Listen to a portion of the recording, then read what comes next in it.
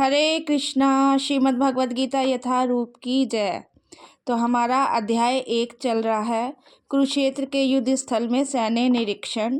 श्लोक संख्या आज हम श्लोक पढ़ेंगे 5, 6 एंड 7 श्लोक पढ़ेंगे। ये छोटे छोटे श्लोक हैं, इसमें नाम ही बताए गए हैं। जो दुर्योधन अपने गुरु द्रोणाचार्य को टोंट मार के नाम गिना रहा था ना, ये उनके नाम हैं। अगर आपने इससे पहले वाले 3 और 4 श्लोक पढ़े हैं तो आपको समझ में आ जाएगा। श्लोक संख्या 5। अगर आप श्लोक यहाँ से नहीं पढ़ सकते तो आप श्लोक यहाँ से पढ़ सकते हैं। धृष्टकेतु, चेकितान, ये सब नाम दे रखे हैं जो दुर्योधन अपने गुरु को नाम गिना रहा था पांडवों की साइड से। धृष्टकेतु, चेकितान, काशीराज, च वीर्यवान, पुरुजित, कुंती भोज, च शैब्य, च नरपुंगव। तो ये इस श्लोक में बता रहे हैं। इनके साथ ही सबसे पहले उसने किसके नाम बताए थे? अर्जुन और भीम के नाम बताए थे। और ये भी कहा था इनके जैसे महारथी और भी हैं, युयुधान, विराट तथा द्रुपद। फिर आगे नाम गिना रहा है। इनके साथ ही धृष्टकेतु, चेकितान, काशीराज, पुरुजित, कुंती भोज तथा शैब्य जैसे महान शक्तिशाली योद्धा भी है। ये वह नाम गिना के द्रोणाचार्य को टोंट मारा था। वो इसलिए टोंट मारा था, आपने पहले वाले श्लोक अगर सुने होंगे कि धृष्टद्युम्न जो उनका शिष्य था, उन्होंने पांडवों की साइड से ये व्यू रचना की थी, इसलिए टोंट मारा था। अगला श्लोक है युधामन्यु च विक्रांतः उत्मोजा च वीर्यवान सौभद्रा द्रौपदे च सर्वे एव निश्चय महारथा। इस श्लोक में बता रहे हैं पराक्रमी युधामन्यु, अत्यंत शक्तिशाली उत्मोजा, सुभद्रा का पुत्र तथा द्रौपदी के पुत्र, ये सभी महारथी हैं।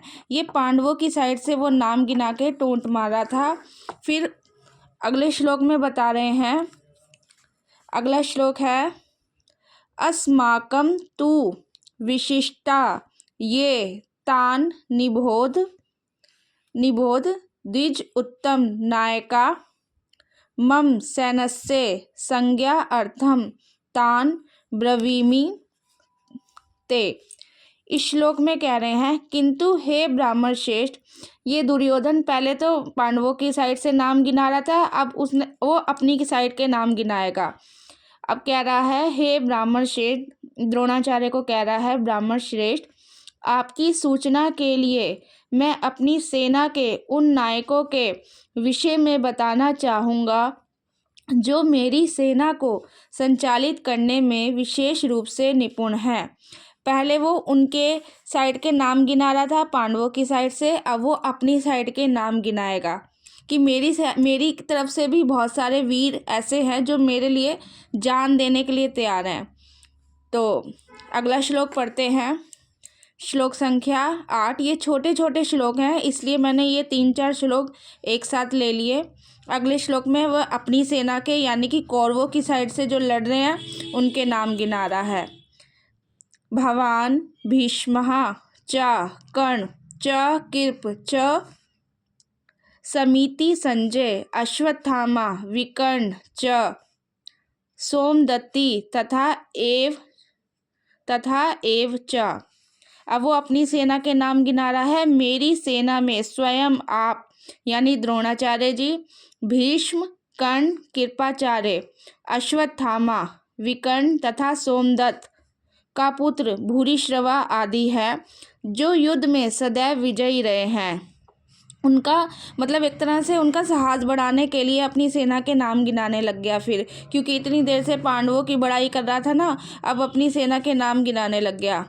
इसके तात्पर्य में बताया है दुर्योधन उन अद्वितीय युद्ध वीरों का उल्लेख करता है जो सदैव विजयी होते रहे हैं। विकर्ण जो है दुर्योधन का भाई है, विकर्ण। अश्वत्थामा द्रोणाचार्य का पुत्र है। सोमदत्ति या भूरिश्रवा बाहिलीकों के राजा का पुत्र है। कर्ण अर्जुन का आधा भाई है। आपको पता होगा कर्ण जो है अर्जुन का सौतेला भाई है, क्योंकि वह कुंती के गर्भ से सॉरी सौतेला भाई नहीं है, कुंती माता का ही पुत्र है, लेकिन ये कर्ण जो था कुंती माता के विवाह से पहले हुआ था, इसलिए उसका आधा भाई है, क्योंकि वह कुंती के गर्भ में राजा पांडु के साथ विवाहित होने के पूर्व उत्पन्न हुआ था। विवाह से पहले उत्पन्न हो गया था ये कर्ण, इसलिए अर्जुन का आधा भाई है। कृपाचार्य की जुड़वा बहन द्रोणाचार्य को ब्याही थी। कृपाचार्य की जुड़वा बहन द्रोणाचार्य को ब्याही थी। हरे कृष्णा। अगर आपका कोई भी क्वेश्चन हो तो प्लीज़ आप कमेंट करके बताएं, मैं आंसर देने की पूरी कोशिश करूँगी। हरे कृष्णा।